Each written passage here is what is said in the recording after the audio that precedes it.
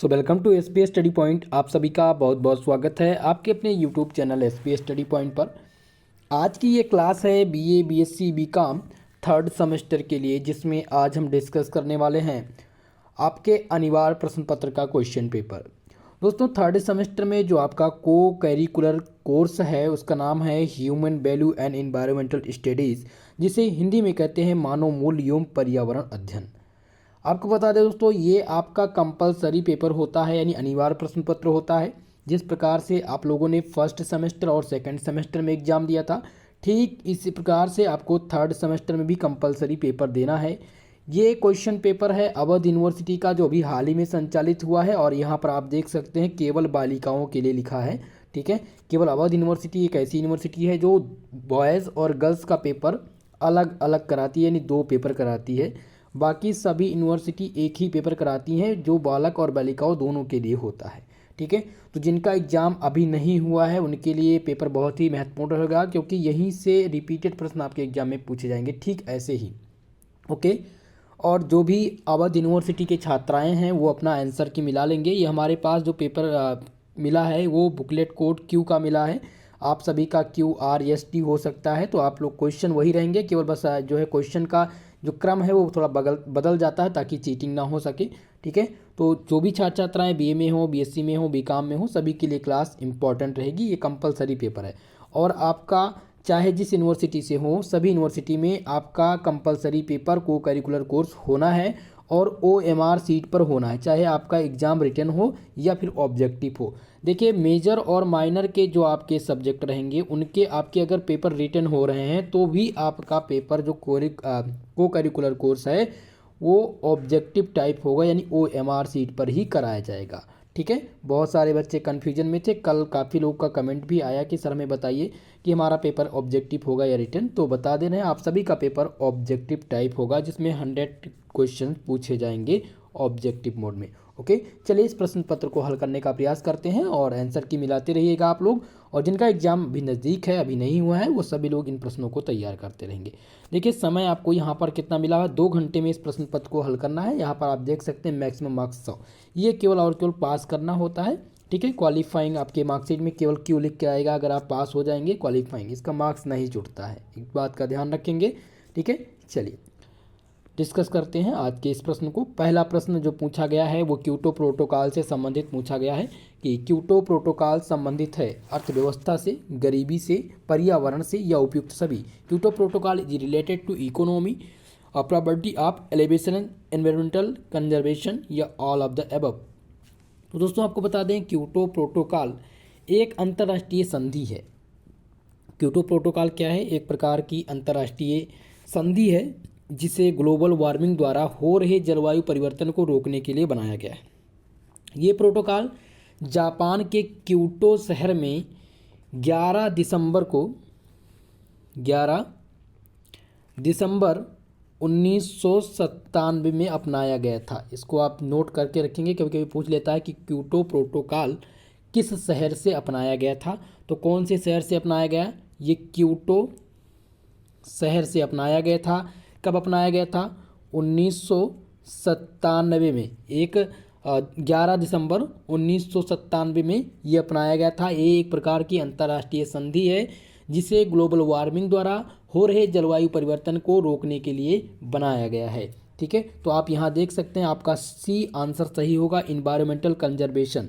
Kyoto protocol संबंधित है किससे? पर्यावरण संरक्षण से संबंधित है। चलिए दूसरा प्रश्न देखते हैं। आपका दूसरा प्रश्न भी पूछा गया है क्योटो प्रोटोकॉल से ही। क्योटो प्रोटोकॉल में क्योटो, देखिए जो क्योटो प्रोटोकॉल है, जिसमें क्योटो किससे संबंधित है? कनाडा से, भारत से, जापान से, या फिर पाकिस्तान से। तो आपको बता दें दोस्तों, क्योटो प्रोटोकॉल जो क्योटो है वो संबंधित किससे है? जापान से संबंधित है। किससे संबंधित है दोस्तों? जापान से संबंधित है, और जापान की क्योटो शहर से इसकी शुरुआत की गई थी, ध्यान रखेंगे। ऑप्शन सी यहाँ पर आपका सही है। चलिए अगले प्रश्न की ओर बढ़ेंगे। सभी लोग वीडियो को लाइक शेयर कर दीजिए, और जो भी भाई बंधु हमारे इस चैनल पर नए आए हैं, चैनल को सब्सक्राइब जरूर कर लीजिएगा। क्वेश्चन नंबर 3 आपका है दोस्तों, माता पिता के रूप में हमें अपने पुत्र और पुत्री को क्या सिखाना चाहिए? ठीक है, as a parent we should teach our son and daughters, यानी कि आप अगर माता पिता के रूप में हो तो आप अपने पुत्र और पुत्री को क्या सिखाएंगे? मूल्य आधारित जीवन जीना, या भारतीय परंपराओं और मूल्यों का आदर करना, भारतीय कानूनों का पालन करना, या उपयुक्त सभी? तो आप सभी लोग उपयुक्त सी पर टिक करेंगे, यानी ऑप्शन नंबर डी। माता पिता के रूप में हम अपने पुत्र और पुत्री को भी यही सिखाना चाहेंगे कि उनका जो जीवन रहे वो बहुत ही सुखमय हो, और उसके लिए सुखमय जीवन व्यतीत करने के लिए भारतीय परंपरा और उसके मूल्यों का आदर करना, संविधान के तहत कार्य करना और भारतीय कानून का पालन करना, यानी ऑप्शन नंबर डी आपका यहाँ पर सही होगा। ठीक है, चलिए नेक्स्ट प्रश्न की ओर चलेंगे। क्वेश्चन नंबर 4 जो कि पूछा गया है और रिपीटेड प्रश्न है कि विश्व पर्यावरण दिवस मनाया जाता है। World environmental day is celebrate on. तो विश्व पर्यावरण दिवस कब मनाया जाता है? विश्व पर्यावरण दिवस दोस्तों 5 जून को मनाया जाता है। कब मनाया जाता है? 5 जून को विश्व पर्यावरण दिवस के रूप में मनाया जाता है।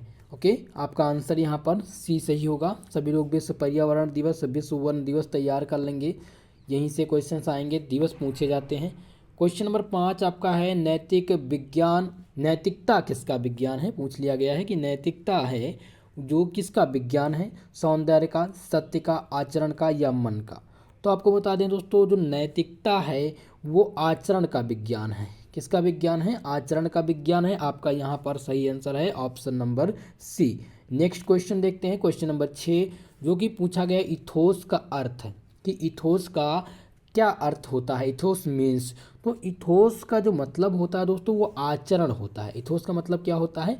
आचरण होता है। आपका यहाँ पर ए नंबर ऑप्शन सही हो जाएगा। ठीक है, इस प्रकार के प्रश्न देखिए, इसके पहले भी जो प्रश्न पत्र मैंने सॉल्व कराया था सिद्धार्थ यूनिवर्सिटी का, वहाँ से बहुत ही सारे प्रश्न जो है रिपीट हुए थे अवध यूनिवर्सिटी में। तो कल जिनका पेपर है सभी लोग तैयारी करके इसको जाइएगा। क्वेश्चन नंबर 7 आपका है अग्निदी उड़ान, जिसे विंग ऑफ द फायर कहा जाता है, ये पुस्तक किसके द्वारा लिखी गई थी? ये पुस्तक किसके द्वारा लिखी गई थी दोस्तों? तो ये पुस्तक लिखी गई थी एपीजे अब्दुल कलाम के द्वारा। एपीजे अब्दुल कलाम ने विंग्स ऑफ द फायर पुस्तक लिखी थी। बहुत ही इंपॉर्टेंट है और बहुत ही अच्छी बुक है, इसको आप लोग लेकर के परचेज करके पढ़ने का प्रयास करिएगा।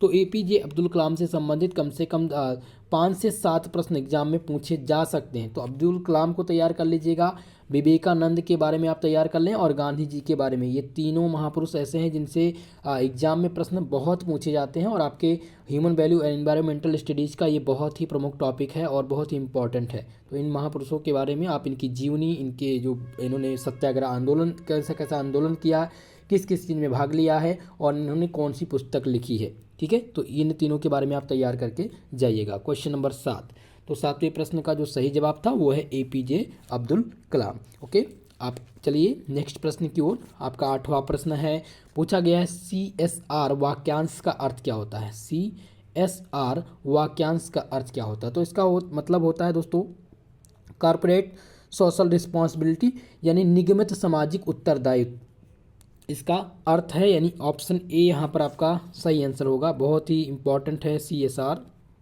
जो कि पूछा जाता रहता है। ये आपका ऑप्शन ए यहाँ पर सही होगा।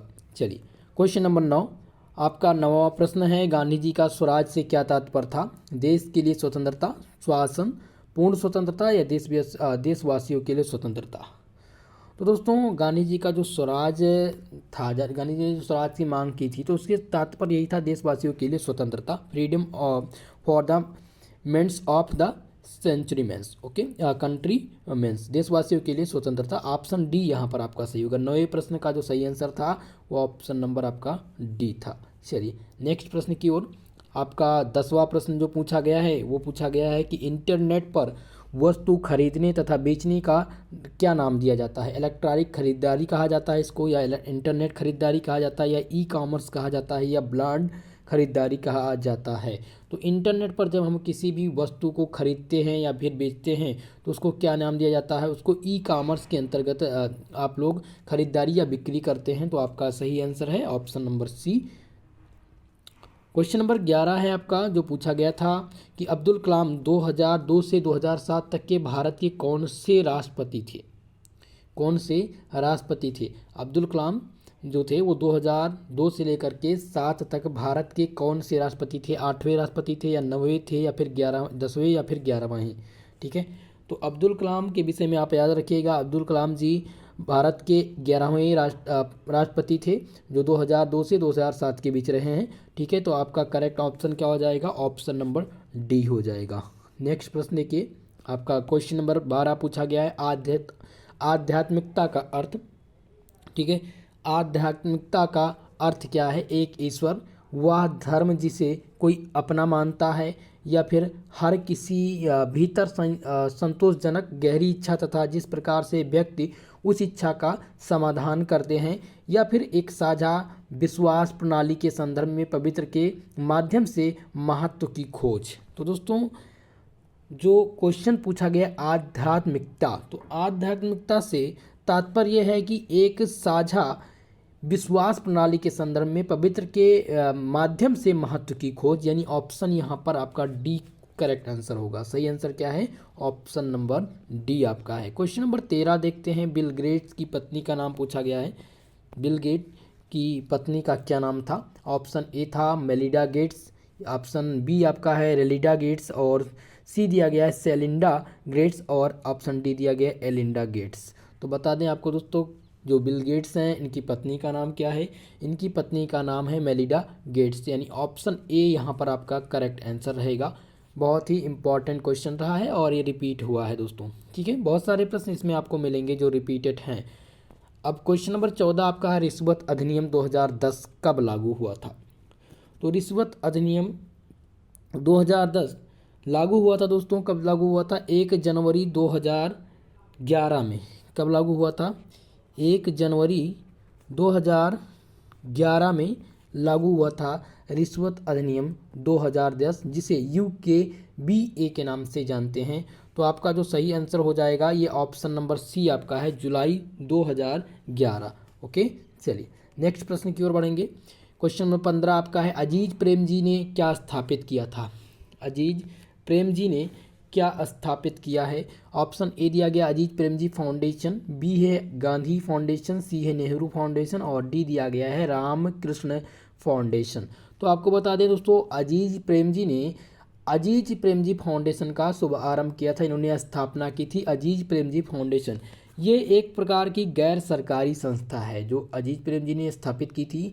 ये एक प्रकार की गैर सरकारी संस्था है जो पोषण, विकलांगता और अभावग्रस्त लोगों के लिए मदद करने का कार्य करती है। ऑप्शन ए यहाँ पर आपका करेक्ट आंसर हो जाएगा। बहुत ही इंपॉर्टेंट प्रश्न है। ठीक है, चलिए क्वेश्चन नंबर 16 आपका है, अजीज प्रेमजी के अध्यक्षता यहाँ पर है। अजीज प्रेमजी के अध्यक्ष और मुख्य कार्यकारी अधिकारी हैं टाटा कंपनी, बिरला कंपनी, विप्रो या रिलायंस कंपनी। तो अजीज प्रेमजी विप्रो के अध्यक्ष और मुख्य कार्यकारी अधिकारी थे। यहाँ पर ऑप्शन नंबर आपका सी सही हो जाएगा।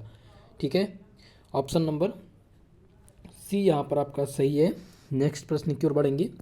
चलिए 17वां प्रश्न पूछा गया है, बिल गेट्स द्वारा स्थापित माइक्रोसॉफ्ट संबंधित है।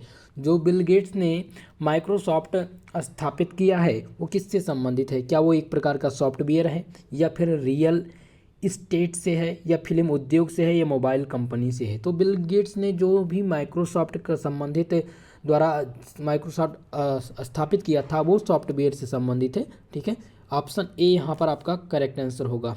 17 नंबर का ए नंबर सही हो जाएगा। क्वेश्चन नंबर 18 है, आचार नीति एक विज्ञान है। आचार नीति एक प्रकार का विज्ञान है जो कि कैसा विज्ञान है? सकारात्मक, प्रयुक्त, मानक या फिर व्यवस्थित? तो आपको बता दें आचार नीति एक मानक विज्ञान है, जो कि यहाँ पर आपका सही आंसर हो जाएगा ऑप्शन नंबर सी। ध्यान रखेंगे आचार नीति को, इसमें बहुत ही समझने वाली कोई बात नहीं है कि एक एक सकारात्मक क्या होगा, प्रयुक्त क्या होगा, अब व्यवस्थित, तो इसको बहुत ज़्यादा डिटेल में जाने की ज़रूरत नहीं है। आपको यहीं पर आचार नीति ध्यान रखना है। आचार नीति से क्वेश्चन आता है तो आपको ध्यान रखना है आचार नीति कैसा विज्ञान है? एक प्रकार का मानक विज्ञान है। ऑप्शन यहाँ पर सी आपका सही आंसर होगा। सभी लोग वीडियो को लाइक शेयर कर दीजिए, और जो भी छात्र छात्राएँ हमारे इस चैनल पर नए आए हैं चैनल को सब्सक्राइब जरूर कर लीजिएगा। मेरा प्रयास यही है और आप सबसे मेरा निवेदन भी है कि आप लोग ज़्यादा से ज़्यादा की संख्या में लोगों को वीडियो को शेयर करिए। और चैनल पर अगर आप हमारे विजिट कर रहे हैं और आपको अच्छी चीज़ें लग रही हैं, आपको कंटेंट दिया जा रहा है, तो आप निश्चित तौर पर चैनल को सब्सक्राइब जरूर करिए। आचार नीति को उत्तम माना जाता है। आचार नीति मानक को उत्तम माना जाता है। आचार नीति जो है वो मानक को उत्तम माना जाता है, इसलिए आपका यहाँ पर ऑप्शन नंबर ए टिक रहेगा, यानी ऑप्शन ए सही है। तथ्य, उद्देश्य और धारणा, आचार नीति धारणा को उत्तम मानती है, ऐसा कुछ नहीं, आचार नीति मानक को उत्तम मानती है। आपका ऑप्शन यहाँ पर ए सही है। ओके, चलिए क्वेश्चन नंबर 20 आपका है, नैतिकता शब्द ग्रीक शब्द से लिया गया है। नैतिकता शब्द ग्रीक शब्द से लिया गया है, इथोस से, इथिक्स से, या इथीस से, या इथाइस से। सभी लोग कमेंट करेंगे। तो दोस्तों नैतिकता शब्द ग्रीक शब्द से लिया गया है, जिसका शाब्दिक अर्थ कहाँ से लिया गया, इथोस से। कहाँ से लिया गया है, इथोस से लिया गया है, यानी ऑप्शन ए यहाँ पर आपका करेक्ट आंसर हो जाएगा, सही जवाब है, सही आंसर आपका है option number A. 21 question number 21 है, विवेकानंद के अनुसार शिक्षा का उद्देश्य क्या होना चाहिए। बहुत ही इंपॉर्टेंट क्वेश्चन है और मुझे आशा है कि आप सभी लोग कमेंट सेक्शन में बताने का भी प्रयास करेंगे। विवेकानंद जी ने जो शिक्षा का उद्देश्य रखा था, तो उनका जो प्रमुख उद्देश्य था, उनका उद्देश्य ये था जिसमें मानव निर्माण हो, चरित्र का निर्माण हो सके, मनुष्य अपना अच्छा जीवन जी सके, अच्छा पैसा कमा सके, एक ऐसा जीवन उनकी शिक्षा का मतलब था कि ऐसी शिक्षा मिले जिससे वो कोई भी मनुष्य अच्छा, उसका जो चरित्र है वो अच्छा रह सके, वो पढ़ाई लिखाई अच्छा तभी कर सकेगा जब उसकी जो है मानसिक शक्ति अधिक होगी। ठीक है, तो इसके लिए जो विवेकानंद जी ने शिक्षा का उद्देश्य उनके अनुसार जो होना चाहिए था वो जीवन निर्माण, मानव निर्माण, चरित्र निर्माण से होना चाहिए था। यहाँ पर आपका ऑप्शन डी सही हो जाएगा। देखिए ये सभी विवेकानंद जी के शिक्षा के उद्देश्य के अनुसार सही थे, तो ऑप्शन डी यहाँ पर आप क्लिक करेंगे, ऑप्शन डी यहाँ पर सही आंसर रहेगा। क्वेश्चन नंबर 22 है, Swami Vivekananda was the people of, Swami Vivekananda किसके शिष्य थे। स्वामी विवेकानंद जी किसके शिष्य थे, तो आपको बता दें दोस्तों ये क्वेश्चन अभी जो इसके पहले सिद्धार्थ यूनिवर्सिटी का हुआ था वहाँ भी ये पूछा गया था। तो स्वामी विवेकानंद जो शिष्य थे दोस्तों वो राम कृष्ण परमहंस जी के शिष्य थे। आपका ऑप्शन यहाँ पर बी नंबर सही हो जाएगा, सही आंसर हो जाएगा। क्वेश्चन नंबर 23 आपका पूछा गया है कि एपीजे अब्दुल कलाम ने किस प्रकार की शिक्षा के महत्व को रेखांकित किया है, वैज्ञानिक, मूल आधारित, इतिहास या संस्कृत। तो दोस्तों एपीजे अब्दुल कलाम ने वैज्ञानिक शिक्षा के महत्व को रेखांकित किया था। ऑप्शन ए यहाँ पर आपका सही आंसर है। करेक्ट आंसर कौन सा है, आपका ऑप्शन नंबर ए यहाँ पर करेक्ट हो जाएगा, सही हो जाएगा। ठीक है, चलिए क्वेश्चन नंबर 24 आपका है कि अब्दुल कलाम आज़ाद ने किसे नैतिक संवेदनशीलता पैदा करने का आह्वान दिया था, माता पिता, शिक्षकों को, या फिर ए व बी दोनों, या फिर ऑप्शन डी दिया गया उपयुक्त में से कोई नहीं। ठीक है, तो 24 नंबर क्वेश्चन का जो सही आंसर हो जाएगा वो ऑप्शन नंबर सी हो जाएगा, ए और बी दोनों, माता पिता और शिक्षकों को।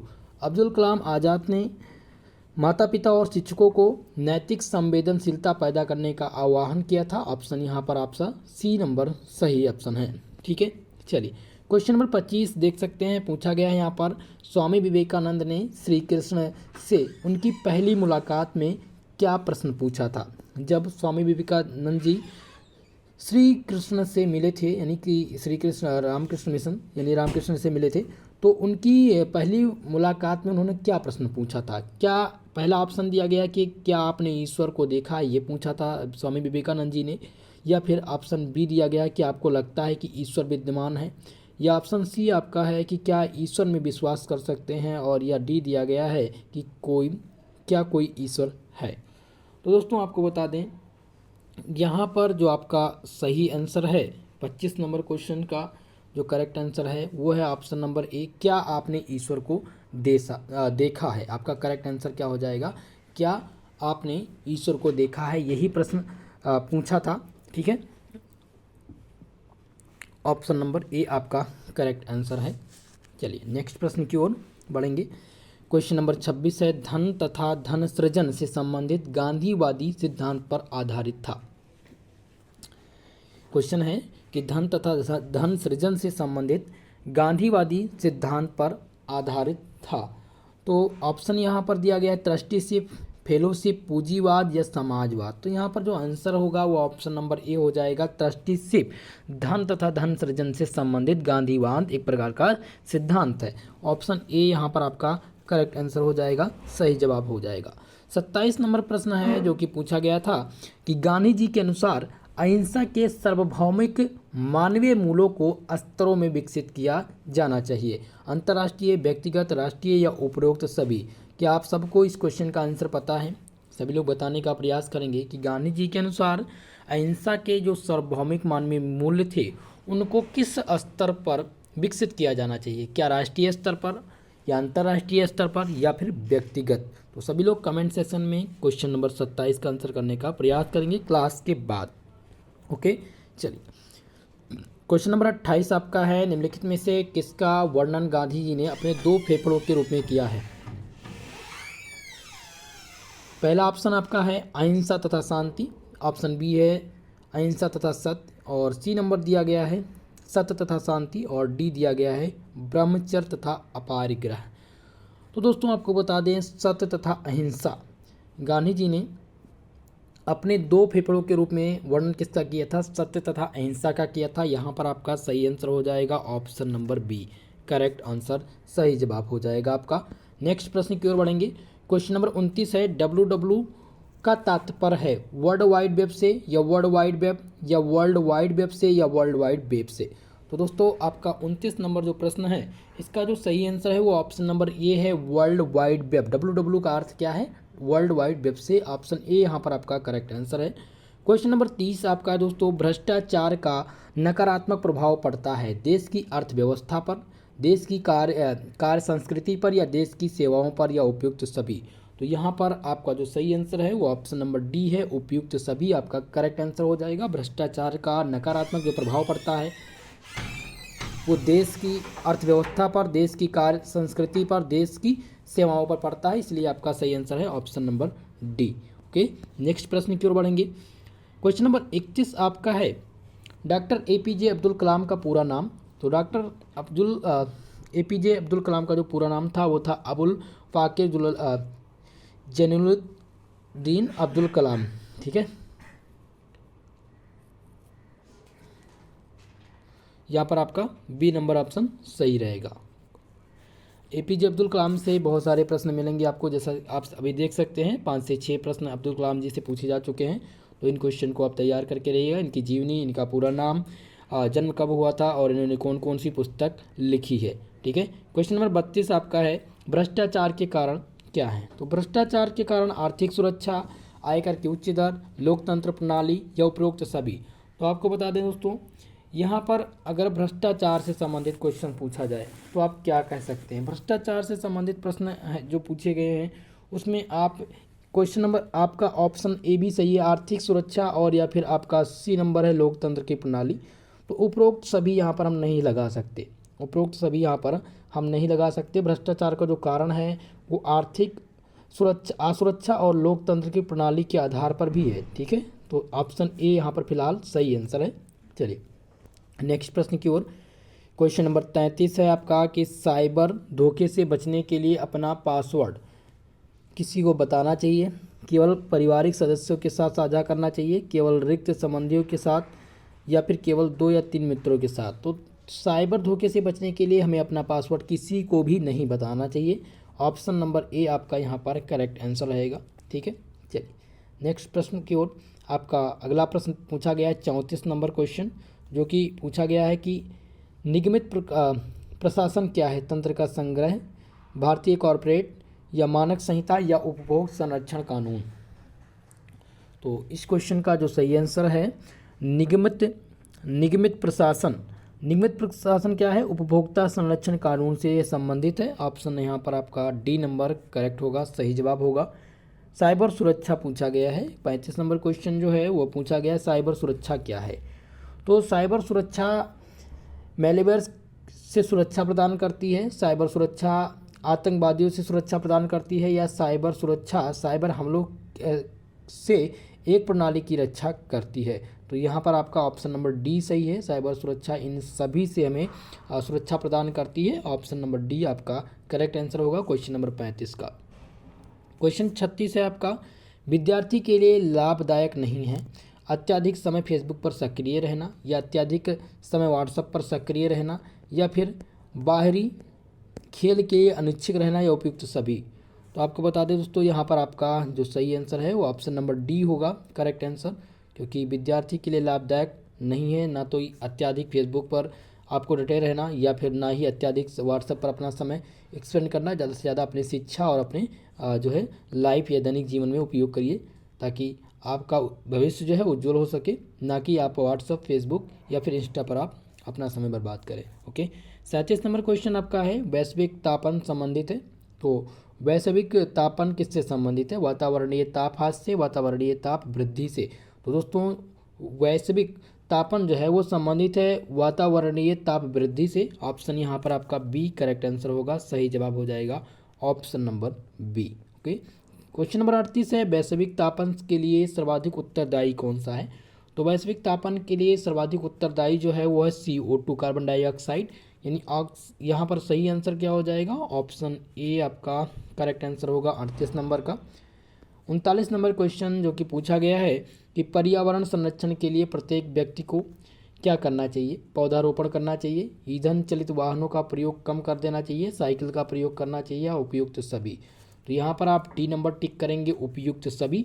पर्यावरण संरक्षण के लिए प्रत्येक व्यक्ति को पौधेरोपण तो करना अनिवार्य है, ईंधन चलित वाहन का प्रयोग कम करना चाहिए, ज़्यादा से ज़्यादा बैटरी द्वारा यानी सोलर प्लांट के जो भी वस्तुएं हैं उनका प्रयोग करिए, साइकिल का प्रयोग आप करिए। ठीक है, तो यहाँ पर आपका ऑप्शन डी सही आंसर रहेगा। नेक्स्ट प्रश्न है एजी मार्क मानक की गारंटी है। एजी मार्क मानक की गारंटी है। क्वेश्चन नंबर 40 आकार, मात्रा, वजन या गुणवत्ता। तो एजी मार्क गुणवत्ता मानक की गारंटी है। एजी मार्क गुणवत्ता मानक की गारंटी है। ऑप्शन डी यहाँ पर आपका सही होगा क्वालिटी मेंटेन के लिए। ओके, ऑप्शन डी सही है 40 नंबर प्रश्न का। क्वेश्चन नंबर 41 आपका पूछा गया है कि 10 फरवरी 2016 को रतन टाटा ने अभी किस फर्म में निवेश किया है? 10 फरवरी 2016 को रतन टाटा ने किस फर्म में निवेश किया है? ऑप्शन यहाँ पर आपका दिया गया है कि इन्विटेक्स ऑन्कोलॉजी प्राइवेट लिमिटेड या टेक्सान या डॉग स्पॉट या फर्स्ट क्राई। तो यहाँ पर जो सही आंसर है वो ऑप्शन नंबर ए हो जाएगा, इन्विक्टस ऑन्कोलॉजी प्राइवेट लिमिटेड में 10 फरवरी 2016 को रतन टाटा जी ने निवेश किया है। ऑप्शन ए यहाँ पर आपका सही हो जाएगा 41 नंबर प्रश्न का। क्वेश्चन नंबर 42 है सृष्टि के मूल तत्व। सृष्टि के मूल कितने तत्व हैं? तो सृष्टि के मूल कितने तत्व हैं दोस्तों? 5 तत्व हैं। कौन कौन से? आकाश, वायु, जल, अग्नि और पृथ्वी। ये सृष्टि के 5 मूल तत्व हैं। आपका ऑप्शन नंबर बी यहाँ पर सही आंसर रहेगा, करेक्ट आंसर हो जाएगा। ठीक है, चलिए सभी लोग वीडियो को लाइक कर दीजिए, जो भी छात्र छात्राएँ जुड़ चुके हों, और चैनल पर नए हैं चैनल को सब्सक्राइब जरूर कर लीजिएगा। 43 नंबर प्रश्न है नैतिक दुविधा क्या है? नैतिक दुविधा क्या है? दिशा निर्देश का पालन न करने के कारण की एक समस्या, क्या सही है क्या गलत है, इसके बीच का संघर्ष। ऑप्शन सी है एक पेशावर दुविधा के सामान या मूल्य के बीच नैतिकता का संघर्ष। तो यहाँ पर आपका जो सही आंसर है ऑप्शन नंबर डी होगा, मूल्य के बीच नैतिकता या नैतिक संघर्ष। नैतिक दुविधा क्या है? नैतिक दुविधा है मूल्य के बीच नैतिक संघर्ष। यहाँ पर आपका ऑप्शन डी करेक्ट आंसर होगा। एक 44 नंबर प्रश्न आपका है कि साइबर सुरक्षा का नैतिक मुद्दा कौन सा है? ऑप्शन ए दिया गया है गोपनीयता का आक्रमण, हैकिंग या फ्रेजमेंट में कॉपीराइट या उपरोक्त सभी। तो क्वेश्चन नंबर 44 का जो सही है वो हो जाएगा ऑप्शन नंबर डी, उपरोक्त सभी। साइबर सुरक्षा का नैतिक मुद्दा गोपनीयता का आक्रमण है, हैकिंग या फ्रेजमेंट में कॉपीराइट या उपरोक्त। तो इसलिए इसका जो सही आंसर हो जाएगा उपरोक्त सभी पर आप ऑल ऑफ एबव पर टिक करेंगे। क्वेश्चन नंबर 45 आपका पूछा गया था पर्यावरण शब्द की उत्पत्ति फ्रेंच शब्द से हुई है जिसका अर्थ है घेरना। तो ये शब्द कहाँ से लिया गया है? तो ये लिया गया था दोस्तों कहाँ से? NY रोनर से लिया गया है। ऑप्शन डी यहाँ पर आपका सही आंसर है। करेक्ट आंसर क्या हो जाएगा? ऑप्शन नंबर डी, NY रोनर। ओके, इसी प्रकार से आपके भी एग्जाम में आने हैं प्रश्न, तो इन सबको तैयार करते रहिए। क्वेश्चन नंबर 46 है प्रथाओं का समूह जो स्वास्थ्य को संरक्षित करने के लिए किया जाता है उसको क्या कहते हैं? स्वच्छता, पर्यावरण, प्रकृति, उपचार। तो इनमें से क्या कहते हैं? तो इस क्वेश्चन में जो सही आंसर हो जाएगा ऑप्शन ए हो जाएगा स्वच्छता। प्रथाओं का समूह जो स्वास्थ्य को संरक्षित करने के लिए किया जाता है उसको क्या कहते हैं? उसको स्वच्छता कहते हैं। ऑप्शन ए आपका हाइजीन कहते हैं। ऑप्शन ए यहाँ पर आपका सही आंसर होगा। क्वेश्चन नंबर 47 आपका है, बायोस्फीयर शब्द का अर्थ चट्टानों एवं खनिजों से है, पादप एवं जानवर, जल स्रोत, वायुमंडल एवं स्थल मंडल से है। तो बायोस्फीयर का जो संबंध है दोस्तों वो वायुमंडल और स्थल मंडल से है। ठीक इस प्रकार से आपका ऑप्शन नंबर डी यहाँ पर सही आंसर हो जाएगा। क्वेश्चन नंबर 48 आपका पूछा गया है, परितंत्र शब्द किसके द्वारा प्रस्तावित किया गया था? परितंत्र शब्द किसके द्वारा प्रस्तावित किया गया है? एडिसन, टेंसले या न्यूटन या फिर मार्कोनी? तो परितंत्र शब्द किसके द्वारा दिया गया है दोस्तों? वो टेंसले के द्वारा दिया गया है, प्रस्तावित किया गया है। ऑप्शन बी यहाँ पर आपका करेक्ट आंसर हो जाएगा, सही जवाब हो जाएगा। नेक्स्ट प्रश्न देखिए, आपका अगला प्रश्न दिया गया है क्वेश्चन नंबर 49, जो कि है energy is common measured in. सामान्यतः ऊर्जा का जो मापन है वो किस में किया जाता है? कैलोरी में, किलोग्राम में, न्यूटन में या उपयुक्त में से कोई नहीं। तो सामान्यतः दोस्तों ऊर्जा का जो मापन किया जाता है वो कैलोरी में किया जाता है। आपका ऑप्शन नंबर ए यहाँ पर करेक्ट आंसर रहेगा, सही जवाब हो जाएगा। क्वेश्चन नंबर 50 आपका है, जो कि पूछा गया है कि हरित प्राधिकरण कार्यालय कहाँ पर स्थित है? अयोध्या, फैजाबाद, नई दिल्ली या काशी में? तो यहाँ पर जो आपका सही जवाब हो जाएगा वो हो जाएगा ऑप्शन नंबर सी, नई दिल्ली में। क्षेत्रीय कार्यालय जो है वो मुख्य, अगर हरित प्राधिकरण कार्यालय तो मुख्य जो कार्यालय है वो नई दिल्ली में स्थित है। इसके क्षेत्रीय कार्यालय भी हैं जो कि भोपाल, पुणे, कोलकाता और चेन्नई में भी स्थित है। तो ऑप्शन यहाँ पर सी सही होगा। ठीक है, हरित प्राधिकरण कार्यालय जो स्थित है कहाँ पर? नई दिल्ली में स्थित है। ओके, चलिए आगे बढ़ेंगे। 51 नंबर प्रश्न है, कौन पर्यावरणीय चिंता नहीं है? इनमें से कौन सा पर्यावरणीय चिंता नहीं है? वैश्विक तापन, ओजोन परत का क्षरण, अम्ल वर्षा या फिर विकास? तो ओजोन पर पर्यावरणीय चिंता जो नहीं है वो विकास जो है ये पर्यावरणीय चिंता नहीं है। ऑप्शन डी यहाँ पर आपका करेक्ट आंसर होगा, सही जवाब होगा 51 नंबर क्वेश्चन का। 52 नंबर प्रश्न है, अजैविक को कहा जाता है? समुदाय, भौतिक वातावरण या पर्यावरण, आबादी, खनिज? तो आपको बता दें दोस्तों, आपका क्वेश्चन नंबर 52 का जो सही आंसर है वो ऑप्शन नंबर बी है, भौतिक वातावरण या पर्यावरण कहा जाता है अजैविक को। ठीक है, इसलिए आपका यहाँ पर सही आंसर हो जाएगा ऑप्शन नंबर बी। नेक्स्ट प्रश्न है क्वेश्चन नंबर 53, जो कि पूछा गया है, एक परितंत्र में पौधे होते हैं। एक परितंत्र में पौधे होते हैं उत्पादक, उपभोक्ता, सफाईकर्ता या अपघटक? तो एक परितंत्र में जो पौधे होते हैं वो उत्पादक होते हैं दोस्तों। यहाँ पर आपका जो सही आंसर है वो ऑप्शन नंबर ए हो जाएगा। करेक्ट आंसर क्या है? ऑप्शन नंबर ए आपका सही आंसर है। क्वेश्चन नंबर 53, जो कि पूछा गया है, परितंत्र में द्वितीय उपभोक्ता होते हैं। पौधे, शाकाहारी, मांसाहारी या सर्वाहारी? तो यहाँ पर जो आपका सही आंसर है वो ऑप्शन नंबर सी है, मांसाहारी। परितंत्र में द्वितीय उपभोक्ता जो होते हैं वो मांसाहारी होते हैं और प्राथमिक उपभोक्ता अगर पूछा जाता तो वो शाकाहारी होते हैं। ठीक है, तो यहाँ पर करेक्ट आंसर मांसाहारी होगा, सी नंबर आपका यहाँ पर सही है। ठीक है, चलिए 55 नंबर क्वेश्चन है, निम्नलिखित में से कौन सा वन संरक्षण से संबंधित है? तो वन संरक्षण से संबंधित प्रश्न पूछा गया है, बहुत ही इंपॉर्टेंट क्वेश्चन है। क्वेश्चन नंबर 55 पर ध्यान दीजिएगा, वन संरक्षण से पूछा गया है।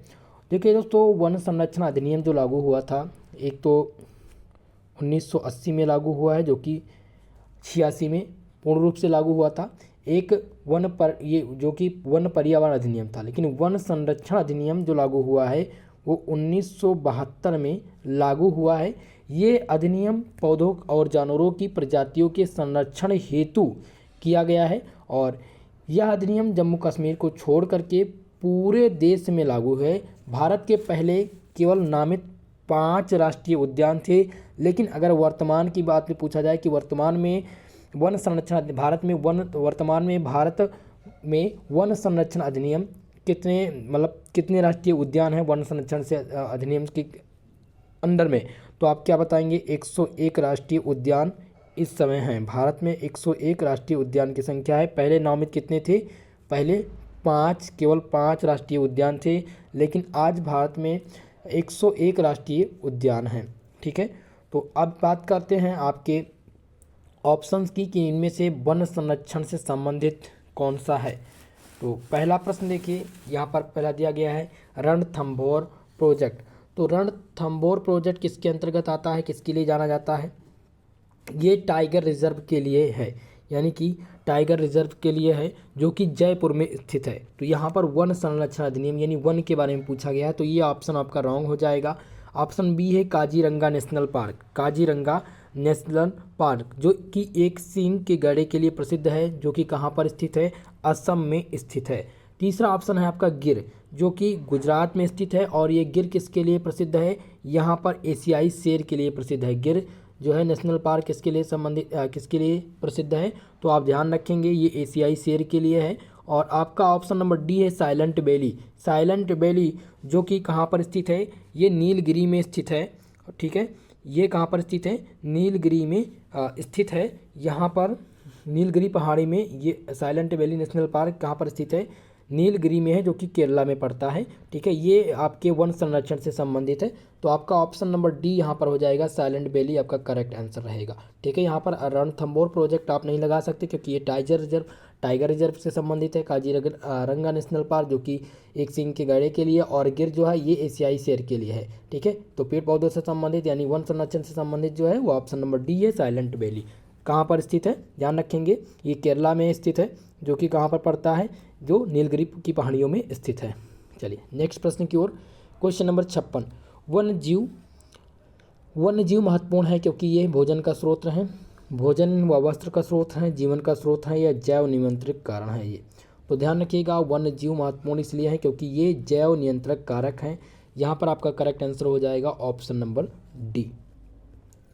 क्वेश्चन नंबर 57 है, एक जात जिसके लिप्त होने का खतरा क्या कहलाता है? संकटग्रस्त, सुक्षेप, दुर्लभ, या उपरोक्त में से कोई नहीं।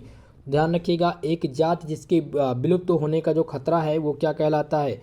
वो क्या कहलाता है? संकटग्रस्त कहलाता है। आपका यहाँ पर आपका जो सही आंसर है, करेक्ट आंसर हो जाएगा ऑप्शन नंबर ए। जिन्होंने टिक किया है उनका सही जवाब है, ठीक है। चलिए क्वेश्चन नंबर 58, वायु प्रदूषण का कारक है। इसमें से पूछा गया है कि वायु प्रदूषण का कारक है कीटनाशी, धुआं, शोर, या उपरोक्त में से कोई नहीं। तो क्वेश्चन नंबर 58 का जो सही आंसर हो जाएगा ऑप्शन नंबर बी। वायु प्रदूषण का जो मुख्य कारण है वो धुआं है। आपका यहाँ पर सही आंसर है बी नंबर। 59 नंबर प्रश्न है, मुख्य प्रदूषणकर्ता मनुष्य, जंतु, या हाइड्रोकार्बन, या फिर वृक्ष। तो ध्यान रखेंगे आपका यहाँ पर सही आंसर हो जाएगा, कौन सा सही आंसर है? 59 नंबर। तो 59 नंबर का सही ऑप्शन हो जाएगा सी, हाइड्रोकार्बन गैस। हाइड्रोकार्बन गैस से मुख्य प्रदूषण करता है, यहाँ पर ऑप्शन सी सही होगा, ठीक है। चलिए क्वेश्चन नंबर 60, लाइकेन्स पूछा गया है कि लाइकेन शहरों में नहीं मिलते हैं, लाइकेन शहर में नहीं पाए जाते हैं, इनका क्या कारण है? लाल शैवाल व कवक अनुपस्थित होते हैं इसलिए, या नमी न होने के कारण, या SO2 प्रदूषण के कारण, या फिर प्राकृतिक आवास नहीं मिलता है इसलिए लाइकेन शहरों में नहीं पाए जाते हैं। तो ध्यान रखिएगा लाइकेन शहरों में इसलिए नहीं मिलते हैं क्योंकि SO2 का यहाँ पर क्या होता है? कार्बन डाइऑक्साइड के प्रदूषण के कारण लाइकेन शहरों में नहीं पाए जाते हैं। ऑप्शन नंबर सी आपका यहाँ पर करेक्ट आंसर है। ध्यान रखिएगा दोस्तों, जब भी लाइकेन से प्रश्न पूछे जाएं तो लाइकेन शहरों में ज़्यादातर नहीं मिलते हैं क्योंकि यहाँ पर SO2 का प्रदूषण ज़्यादा रहता है, ठीक है। इस कारण यहाँ पर नहीं पाए जाते हैं सल्फर डाइऑक्साइड यहाँ पर, ठीक है। 61 नंबर क्वेश्चन आपका है जो कि पूछा गया है, प्रदूषण के कुछ विश्वसनीय सूचक हैं। पहला दिया गया फर्न तथा साइकस, शैवाल तथा लिवर्टस, लाइकेन तथा मार्स, और नीम का पेड़ तथा आइकार्निया। ध्यान रखिएगा क्वेश्चन नंबर 61 में जो सही जवाब है वो ऑप्शन नंबर सी है, लाइकेन तथा मार्स। प्रदूषण के कुछ विश्वसनीय सूचक हैं, वो कौन से हैं? लाइकेन तथा मार्स, ठीक है। यहाँ पर आपका सही आंसर हो जाएगा लाइकेन तथा मार्स, ऑप्शन सी करेक्ट आंसर। चलिए आगे बढ़ेंगे नेक्स्ट क्वेश्चन की तरफ। क्वेश्चन नंबर 62 पूछा गया है, जल प्रदूषण का मुख्य कारक है। पहला दिया गया है पीड़नाशी, अपमार्जक, औद्योगिक व्यर्थ, NH3। तो दोस्तों क्वेश्चन नंबर 62 का जो करेक्ट आंसर है वो ऑप्शन नंबर सी है, अपमार्जक। जल प्रदूषण का मुख्य कारक क्या है? अपमार्जक है। ऑप्शन नंबर बी यहाँ पर आपका करेक्ट आंसर रहेगा, ठीक है। क्वेश्चन नंबर 62 का जो सही आंसर है माफ करिएगा, क्वेश्चन नंबर 62 का सही आंसर हो जाएगा औद्योगिक व्यर्थ दोस्तों, क्योंकि पीड़नाशी अपमार्जक जो है ये जल प्रदूषण का कारक नहीं है, और ना ही NH3 यानी अमोनिया है। औद्योगिक व्यर्थ यानी कि इंडस्ट्रियल वेस्ट जो निकलता है, इसके कारण ज़्यादातर जल प्रदूषण फैलता है। ठीक है, तो आपका सी आंसर यहाँ पर सही होगा। करेक्ट आंसर क्या है? सी ऑप्शन, औद्योगिक। चलिए क्वेश्चन नंबर 63 है जो कि पूछा गया DDT है एक एंटीबायोटिक, उर्वरक, अजैविक, निम्नीकरण, प्रदूषण या उपरोक्त में से कोई नहीं। तो आपको बता दें दोस्तों, DDT इसका नाम क्या है? डाइक्लोरो डाइफेल ट्राइक्लोरोएथेन इसका फुल फॉर्म होता है। और पूछा गया है कि ये एक प्रकार का क्या है? एंटीबायोटिक है या उर्वरक है या अजैव निम्नीकरण प्रदूषण है या फिर उपरोक्त में से क्यों नहीं। तो दोस्तों ध्यान रखिएगा, DDT एक प्रकार का अजैव निम्नीकरण प्रदूषक है। ऑप्शन नंबर सी यहाँ पर करेक्ट आंसर हो जाएगा। ना तो ये फर्टिलाइजर्स है, ना ही ये एंटीबायोटिक है।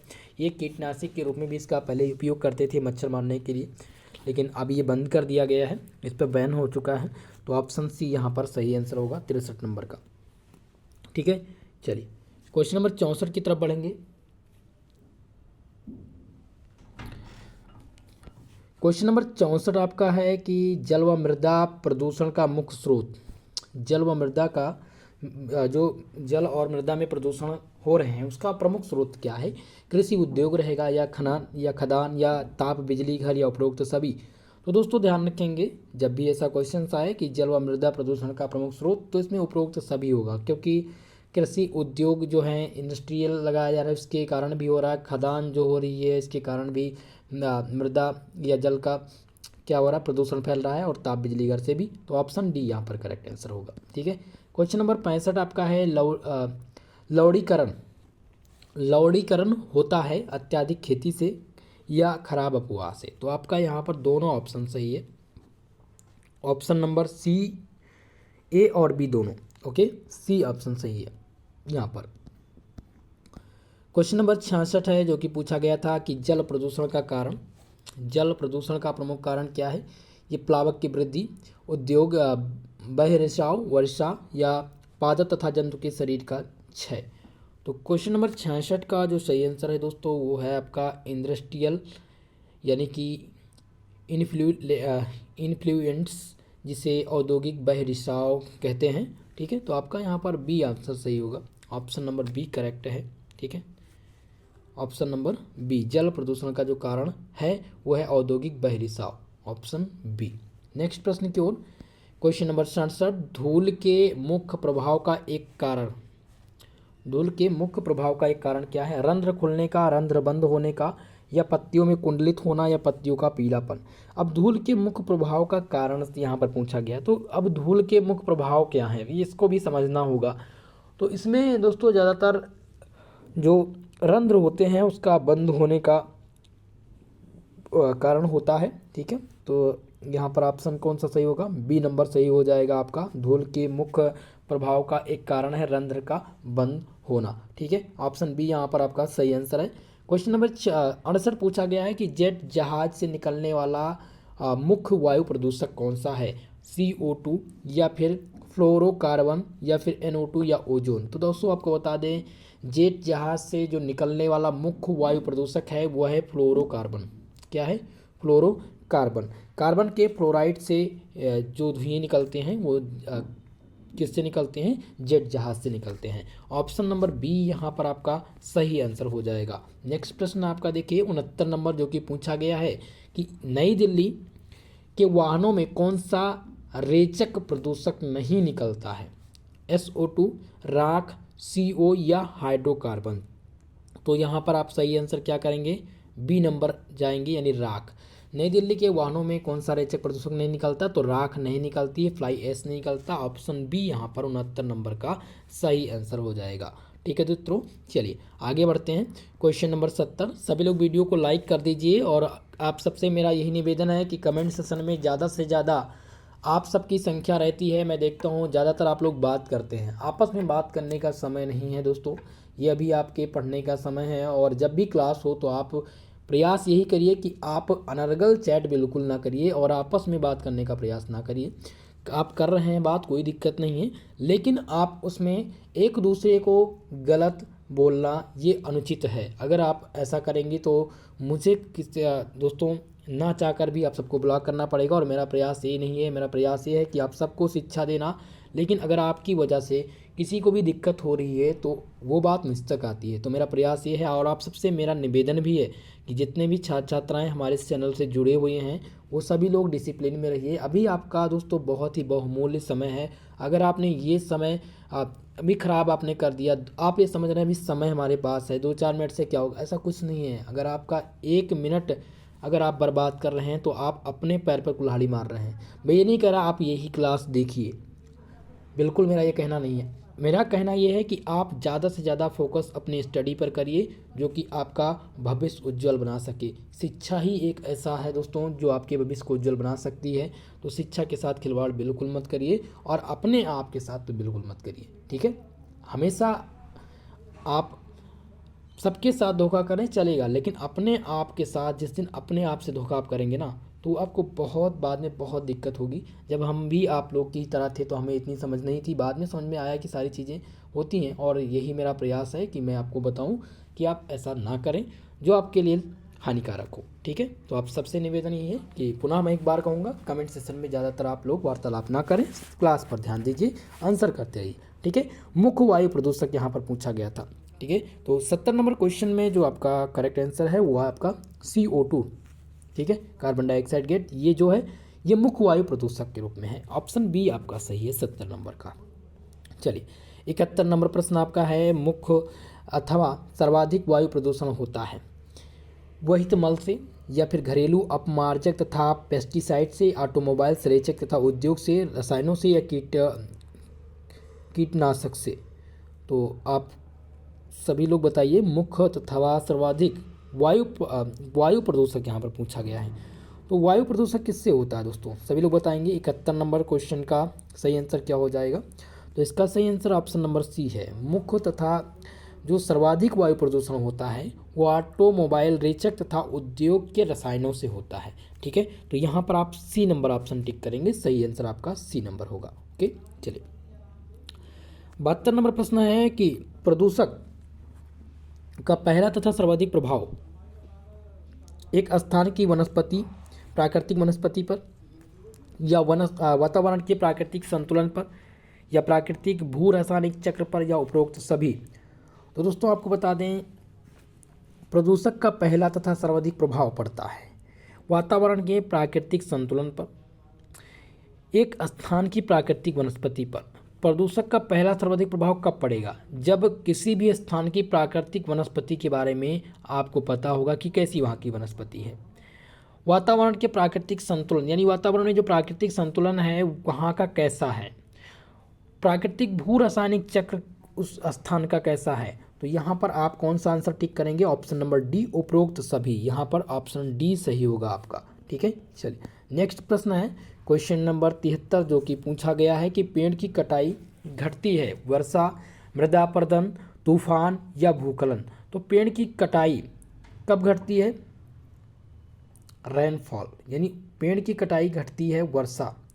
क्या घटाती है? जब आप पेड़ ज़्यादा से ज़्यादा जो जंगल हैं आप देख रहे हैं कि पहले आप जब बचपन में देखते थे तो आपके गांव के आसपास बहुत सारे जंगल हुआ करते थे, ठीक है, जिसमें विभिन्न प्रकार के पेड़ रहते थे।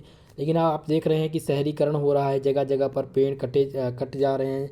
जो आपके आसपास की झाड़ियाँ थीं वो क्या हो रही, ख़त्म हो रही। तो उसका प्रभाव पड़ेगा। पेड़ की कटाई जो है वो कम कर रही है वर्षा को। आप देख रहे हैं ज़्यादातर वर्षा इस बार भी उत्तर प्रदेश में आप देखेंगे तो वर्षा नहीं हुई है, बहुत ही कम वर्षा हुई है और लास्ट में जाकर के वर्षा हुई थी। तो इसका कारण भी एक प्रकार का कारण है वर्षा, ठीक है। पेड़ की कटाई, जो पेड़ की कटाई हो रही है वो कहीं ना कहीं प्रभाव पड़ती है। तो यहाँ पर आपका ऑप्शन ए सही हो जाएगा। पेड़ की कटाई जो घटाती है वो वर्षा को घटाती है। ऑप्शन ए यहाँ पर सही आंसर रहेगा।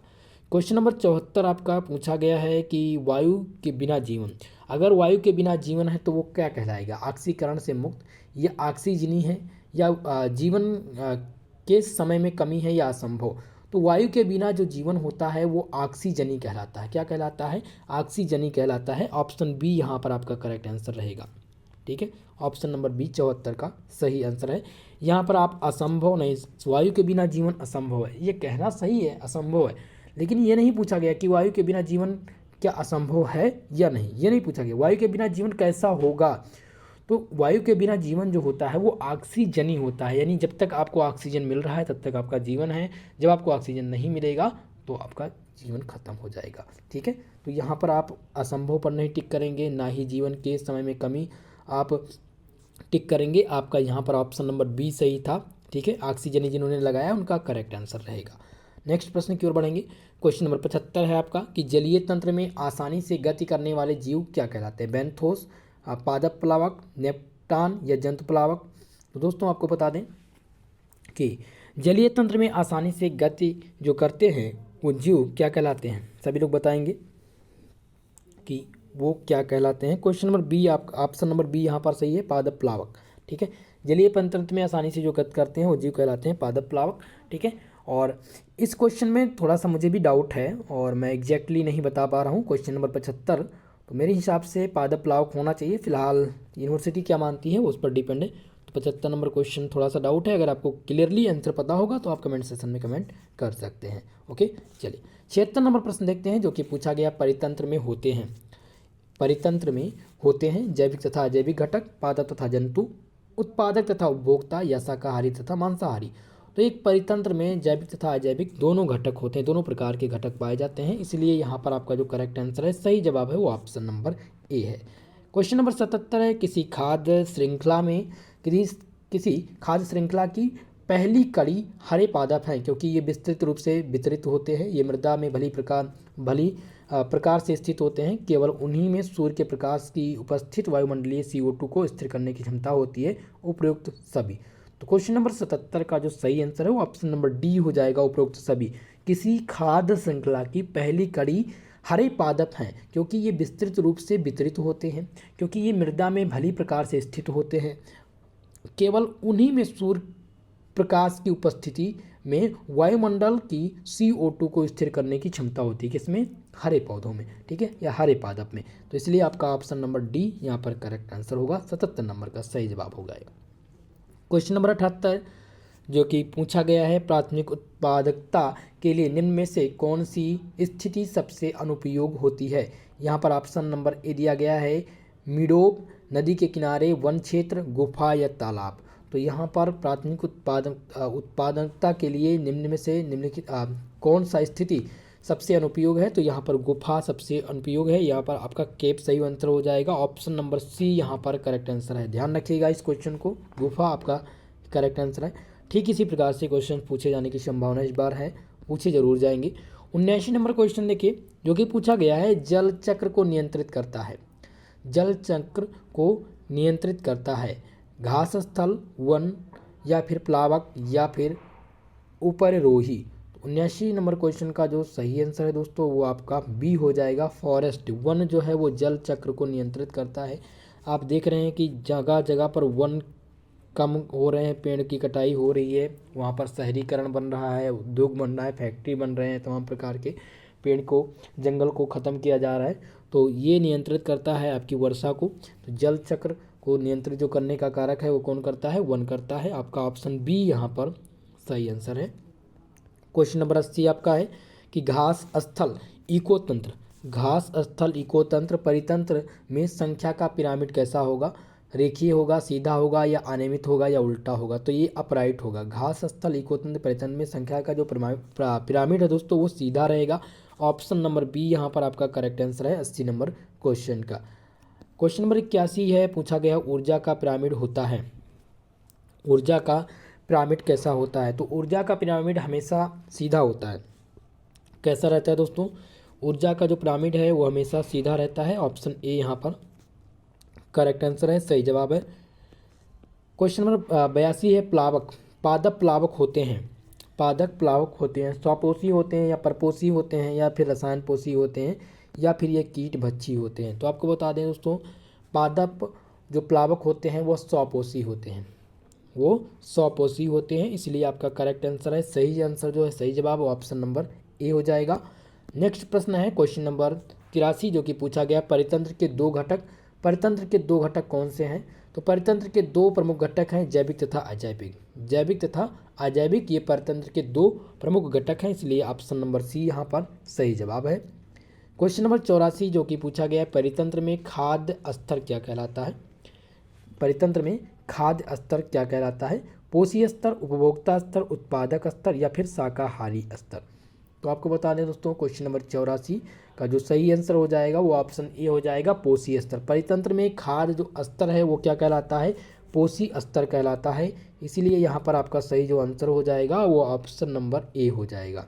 ठीक है, पोषी स्तर। ओके, चलिए नेक्स्ट प्रश्न की ओर बढ़ते हैं। क्वेश्चन नंबर 85 जो कि पूछा गया है कि एक खाद्य श्रृंखला में आधारीय जीव, खाद्य श्रृंखला के आधारीय जीव हैं शाकाहारी, प्रकाश संश्लेषी पादप या मृतपोषी जीव या फिर मांसाहारी।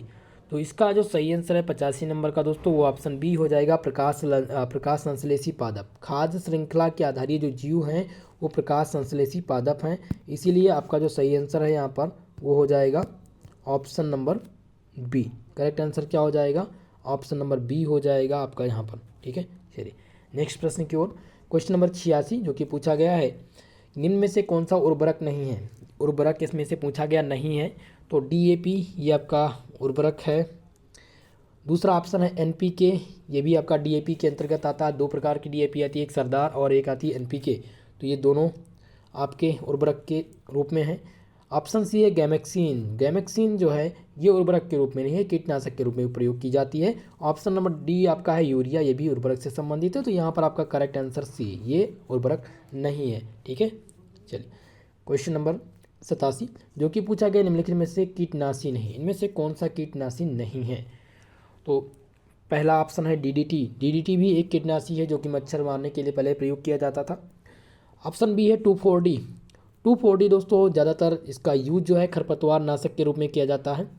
और सी ऑप्शन है गैमेक्सिन, ये भी आपका एक कीटनाशी है और यूरिया भी एक प्रकार का कीटनाशी है। तो यहाँ पर आपका डी नंबर सही हो जाएगा। 2,4-D ये एक प्रकार का कीटनाशी नहीं है। ऑप्शन बी यहाँ पर करेक्ट आंसर होगा। ठीक है, चलिए नेक्स्ट क्वेश्चन देखिए। क्वेश्चन नंबर 88 जो कि पूछा गया है कि ऊर्जा के किस रूप में प्रदूषण की समस्या नहीं होती है? पहला ऑप्शन है कोयला, परमाणु, पेट्रोल या फिर सौर। तो यहाँ पर ऊर्जा, सौर ऊर्जा में प्रदूषण की समस्या नहीं होती है। ऑप्शन नंबर डी यहाँ पर आपका करेक्ट आंसर है, सही जवाब है 88 नंबर क्वेश्चन का। आगे बढ़ेंगे और 89 नंबर प्रश्न आपका है जो कि पूछा गया है कि निम्न में से कौन सा अधिकतम ध्वनि प्रदूषण कारक है? पॉप संगीत, निर्वाचन रैली, भारी ट्रक हॉर्न या जेट उड़ान। तो दोस्तों निम्नलिखित में से अधिकतम ध्वनि प्रदूषण पूछा गया है, तो पॉप संगीत ये हमेशा है नहीं, निर्वाचन रैली ये भी नहीं हो सकता। यहाँ पर आप टिक करेंगे ऑप्शन सी, भारी ट्रक हॉर्न जो है एक प्रकार का अधिकतम ध्वनि प्रदूषण है, क्योंकि ये सबसे ज़्यादा प्रदूषण फैलाते हैं। कैसा? ध्वनि प्रदूषण। ठीक है, सी नंबर आपका यहाँ पर सही आंसर होगा। क्वेश्चन नंबर 90, निम्नलिखित में से किस देश की जनसंख्या भारत से अधिक है? निम्नलिखित में से भारत की जनसंख्या से अधिक किस देश की जनसंख्या है? तो आप सभी को पता है जनसंख्या की दृष्टि से भारत विश्व का दूसरा स्थान है, भारत का दूसरा स्थान है। पहला स्थान किसका है? तो पहला स्थान चीन का है दोस्तों, पहला स्थान चीन का है, दूसरा स्थान भारत का है। इसलिए आप यहाँ पर बी आंसर टिक करेंगे, चाइना का। ओके, क्वेश्चन नंबर 91 है, संयुक्त राष्ट्र पर्यावरण कार्यक्रम जिसको UNIP कहते हैं किसके द्वारा शुभारंभ हुआ था? ये विश्व आर्थिक मंच के द्वारा या संयुक्त राष्ट्र संघ के द्वारा या फिर विश्व बैंक के द्वारा या फिर G7 के द्वारा? तो संयुक्त राष्ट्र पर्यावरण कार्यक्रम संयुक्त राष्ट्र संघ के द्वारा प्रारंभ किया गया था। यहाँ पर आपका जो सही आंसर है वो ऑप्शन नंबर बी हो जाएगा, करेक्ट आंसर, सही जवाब। ठीक है, चलिए आगे बढ़ेंगे। क्वेश्चन नंबर 92 है, अर्थ आवर कार्यक्रम संबंधित है।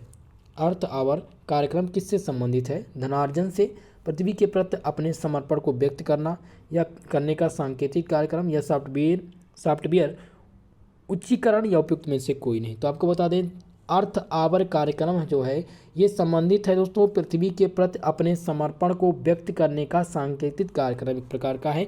इसीलिए यहाँ पर आपका सही आंसर हो जाएगा option number B, 92 number question का। क्वेश्चन नंबर 93 जो कि पूछा गया था NTG का पूरा नाम। तो NTG का जो पूरा नाम है वो नेशनल ग्रीन ट्रिब्यूनल है। यहाँ पर आपका सही आंसर है option number A, national green tribunal आपका करेक्ट आंसर है, सही जवाब है। ठीक है, चलिए नेक्स्ट प्रश्न की ओर बढ़ेंगे। आपका अगला प्रश्न पूछा गया है 94 नंबर क्वेश्चन। एनटीजी ने किस सामग्री से बनी पतंग की डोर पर प्रतिबंध लगा दिया है? पहला है नायलॉन, प्लास्टिक या कोई सिंथेटिक सामग्री या उपरोक्त सभी। तो दोस्तों एनटीजी ने नायलॉन से जो बने पतंग की डोर आती थी, मांझा आता था, उस पर क्या लगा दिया गया है? उस पर प्रतिबंध लगा दिया है। ऑप्शन ए यहाँ पर आपका सही आंसर है 94 नंबर क्वेश्चन का। ये धागा बड़ा खतरनाक था दोस्तों। इसका मांझा ऐसा था कि अगर आपके उंगली में फंस जाए और आप तेज़ी से खींच सकते थे तो उससे क्या होता, हाथ आपका कट जाता। बहुत ही ज़्यादा खतरनाक था ये। ठीक है, चलिए क्वेश्चन नंबर 95 आपका है, साइबर अपराध का नियंत्रण किया जा सकता है। तो साइबर अपराध का नियंत्रण हम साइबर शिक्षा के द्वारा कर सकते हैं। साइबर जागरूकता जब होगी तभी आप कर पाएंगे। और साइबर कानून, तो यहाँ पर आपका तीनों ऑप्शन सही है, इसलिए ऑप्शन डी पर टिक करेंगे। ऑल ऑफ एबव यहाँ पर आपका करेक्ट आंसर है 95 नंबर क्वेश्चन का। 96 नंबर क्वेश्चन पूछा गया है, साइबर अपराधों को नियंत्रित करने के लिए सरकार ने कदम उठाए हैं। साइबर पुलिस थानों की स्थापना, साइबर धोखा के लिए हेल्पलाइन स्थापित किया है, या साइबर कानून बनाकर, या उपयुक्त में से सभी। तो यहाँ पर आपका सही आंसर हो जाएगा, अपराधियों को, साइबर अपराधों को नियंत्रण करने के लिए सरकार ने जो कदम उठाए हैं, ये सभी कदम उठाए हैं, इसीलिए आपका करेक्ट आंसर हो जाएगा option number D. Question number 97 पूछा गया, वायु गुणवत्ता इंडेक्स क्या है? वायु गुणवत्ता इंडेक्स क्या है? पहला दिया गया है, यह ध्वनि प्रदूषण के बारे में बताता है, या वायु की गति में सल्फर को मापता है, या आपके क्षेत्र में ओजोन के स्तर को मापता है। ऑप्शन नंबर डी है, ये हवा के रंग की जांच करता है। तो वायु गुणवत्ता इंडेक्स दोस्तों क्या करता है? हवा के रंग की पहचान करता है, हवा की गुणवत्ता की पहचान करता है। ऑप्शन डी यहाँ पर आपका करेक्ट आंसर रहेगा। ठीक है, 97 नंबर का जो सही जवाब है वो ऑप्शन नंबर डी है, ध्यान रखिएगा, पूछा जाता रहता है। 98 नंबर क्वेश्चन है कि यदि कोई हरा वृक्ष काट रहा है तो आप क्या करेंगे? पहले उसे काटने से रोक देंगे, या वन अधिकारी को सूचित कर देंगे, या दोनों कार्यक्रम करेंगे, या संज्ञान लेने से बचेंगे?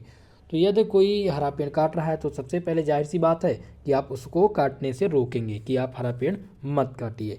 वन अधिकारी को उसके बाद में अगर वो नहीं मान रहा है तब आप वन अधिकारी को सूचित कर देंगे। तो यहाँ पर आप ऑप्शन सी टिक करेंगे, ए और बी दोनों करेक्ट आंसर, सही जवाब ये रहेंगे आपके। ठीक है, चलिए 99 नंबर प्रश्न जो कि पूछा गया, निम्नलिखित में से कौन सा पौधा ओजोन के संकेतक के रूप में सहायता करता है? टमाटर, तंबाकू, तरबूज या उपरोक्त सभी। 99 नंबर प्रश्न, सभी लोग कमेंट सेशन में जल्दी से बताइए इस क्वेश्चन का आंसर कि निम्नलिखित में से कौन सा पदार्थ ओजोन के संकेतक के रूप में ओजोन के संकेतक के रूप में सहायता करता है। तो पहला ऑप्शन यहाँ पर तंबाकू, देखिए बी ऑप्शन है, तो ये बिल्कुल नहीं हो सकता, और ना ही तरबूज हो सकता है, ना ही उपरोक्त सभी आप लगा सकते हैं। तो यहाँ पर मेरे हिसाब से टमाटर होना चाहिए, लेकिन कन्फर्म मैं भी नहीं हूँ इसमें। ठीक है, ऐसा मैंने क्वेश्चन पढ़ा नहीं है फिलहाल इस टॉपिक के संबंधित कि ओजोन में कौन सा पौधा सहायक करता है। हालांकि मेरे हिसाब से जो सही आंसर हो, तंबाकू तो बिल्कुल नहीं होगा, तो यहाँ पर उपरोक्त सभी भी नहीं होगा। दो ऑप्शन आपके कैंसिल हो जाते हैं, बाकी सी बचता है और आपका ए बचता है टमाटर। मेरे हिसाब से टमाटर होना चाहिए, क्योंकि टमाटर में जो लाइकेंस पाए जाते हैं, इसके लाइकेंस के कारण, वर्ग प्रवृत्ति के कारण इसका कलर चेंज हो जाता है। तो कुछ ना कुछ प्रदूषक हो सकता है, ओजोन के संकेतक के रूप में टमाटर का पौधा कार्य करता हो। ठीक है, तो यहाँ पर ऑप्शन ए हो सकता है, मैं एग्जैक्टली नहीं बता पा रहा हूँ। ठीक है, तो 99 नंबर क्वेश्चन का मैं प्रयास करूँगा कि कमेंट सेशन में इसका जवाब दे दूँ। ओके, चलिए, अगर मुझे क्लियरली पता होता है तो मैं आपको कमेंट सेशन में बताने का प्रयास करूँगा। हालांकि आप देख लीजिएगा अगर आपके पास सीरीज़ है या बुक है। ठीक है, 100 नंबर क्वेश्चन जो कि पूछा गया, वन संरक्षण अधिनियम 1980 कब लागू हुआ था?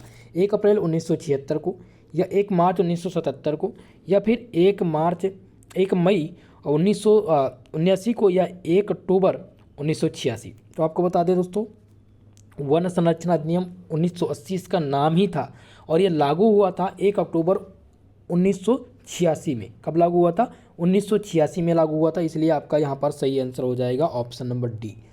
ये पर्यावरण संरक्षण अधिनियम वर्ष 1986 में लागू हुआ था, ये अधिनियमित किया गया था। कब किया गया था? 1986 में, इसीलिए आपका यहाँ पर D number correct answer, option D सही होगा। ठीक है, यहाँ पर डी ऑप्शन सही है 100 नंबर क्वेश्चन का। तो आप लोगों ने देखा जितने प्रश्न थे, 100 प्रश्न पूछे गए थे इस क्वेश्चन पेपर में, जो कि अवध यूनिवर्सिटी का क्वेश्चन पेपर था। और यहाँ से आपके एग्जाम में भी रिपीटेड प्रश्न आएंगे। जिनका अवध यूनिवर्सिटी की जो भी छात्र छात्राएं थे वो अपनी आंसर की जरूर चेक कर लीजिएगा, और चेक कर लिए हो तो लास्ट में कमेंट सेशन में जब भी क्लास खत्म हो कमेंट बॉक्स में कमेंट करके बताइएगा कि आपका कितना प्रश्न सही गया है, कितना प्रश्न आप सही करके आए हैं। ठीक है दोस्तों, इस क्लास का PDF आपको टेलीग्राम चैनल पर दे दिया जाएगा, जहाँ से इसको आप प्राप्त कर सकते हैं। ठीक है, और दोस्तों सभी लोग से मेरा निवेदन है कि वीडियो पसंद आया हो प्लीज़ वीडियो को लाइक ज़रूर कर दीजिए, और चैनल पर नए हैं अगर अभी तक आपने मेरा चैनल सब्सक्राइब नहीं किया है तो चैनल को सब्सक्राइब जरूर कर दीजिएगा। ठीक है दोस्तों, आज के लिए बस इतना ही, मिलते हैं नेक्स्ट वीडियो में, तब तक के लिए जय हिंद जय भारत।